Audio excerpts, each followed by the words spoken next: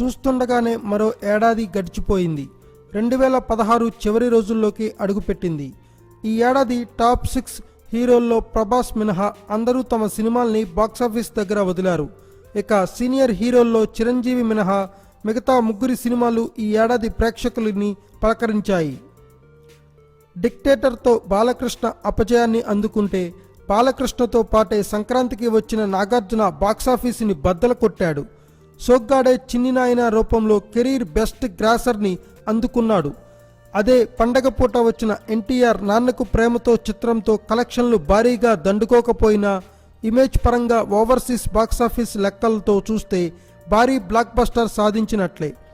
ఊపిరితో మళ్లీ మెరిసిన నాగ్ తన ఖాతాలో మరో హిట్ని, ఓ క్లాసిక్ని వేసుకున్నాడు. ఇక టాప్ 2 హీరోలైన పవన్ కళ్యాణ్, మహేష్ బాబుల గురించి ఎంత తక్కువ మాట్లాడుకుంటే అంత మంచిది. ఎప్పుడూ కలెక్షన్ల విషయంలో పోటీ పడే వీరిద్దరూ ఈసారి నష్టాల విషయంలో పోటీ పడ్డారు. సర్దార్ గబ్బర్ సింగ్, బ్రహ్మోత్సవం రెండు ఈ ఏడాదికి అతిపెద్ద డిజాస్టర్ సినిమాలు. సమ్మర్లో వచ్చిన బన్నీ సమ్మర్లో మరో బ్లాక్ బస్టర్ సాధించి ఎన్నాళ్లుగానో ఊరిస్తున్న 70 కోట్ల క్లబ్లో చేరిపోయాడు. సరైనోడు ఈ ఏడాది రెండవ అతిపెద్ద గ్రాసర్గా నిలిచింది. వెంకటేష్ బాబు బంగారం యావరేజ్గా నిలిచింది. ఇక ఈ ఏడాది వచ్చిన చిత్రాలన్నీ ఒకవైపు, జనతా గ్యారేజ్ ఒకవైపు. క్రిటిక్స్ నుంచి ప్రశంసలు లభించకున్నా ప్రేక్షకుల మెప్పు మాత్రం పొందిన ఈ చిత్రం ఏకంగా 80 కోట్ల షేర్ వసూళ్లు సాధించి తారక్ కెరీర్ని మరో ఎత్తుకు చేర్చింది. 2016కి అతిపెద్ద గ్రాసర్ ఈ చిత్రం. చరణ్ ధృవ థియేటర్లలో ఇంకా ఆడుతోంది. అన్ని చిత్రాల కన్నా బెస్ట్ రివ్యూలు ఈ చిత్రానికి వస్తే కరెన్సీ బ్యాన్ ఎఫెక్ట్ వల్లనేమో నష్టాలతోనే బాక్సాఫీస్ పరుగును ముగించేలా ఉంది.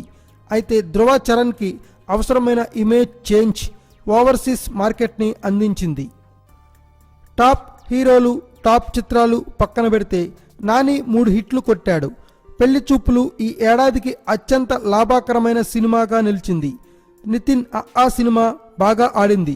నాగచైతన్య ప్రేమంతో హిట్, సాహసం శ్వాసగా సాగిపోతూ ఫ్లాప్ని మూటగట్టుకున్నాడు. పోటీలో కూడా ఎక్స్ప్రెస్ రాజా బాగా ఆడింది. ఈ డిస్కషన్ ఇక్కడతో ఆపేసి హీరో ఆఫ్ ద ఇయర్ అనే టాపిక్ మీదకి వస్తే చెరో 2 చిత్రాలతో మెప్పించిన నాగార్జున, ఎన్టీఆర్ పోటీదారులు. ఇద్దరు క్లాస్ ఆడియన్స్ని ఓ సినిమాతో, మాస్ ఆడియన్స్ని మరో సినిమాతో మెప్పించారు.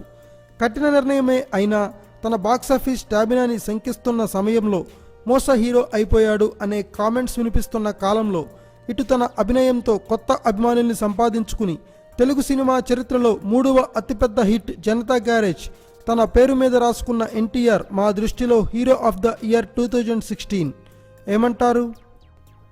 Thanks for watching. Please subscribe our channel.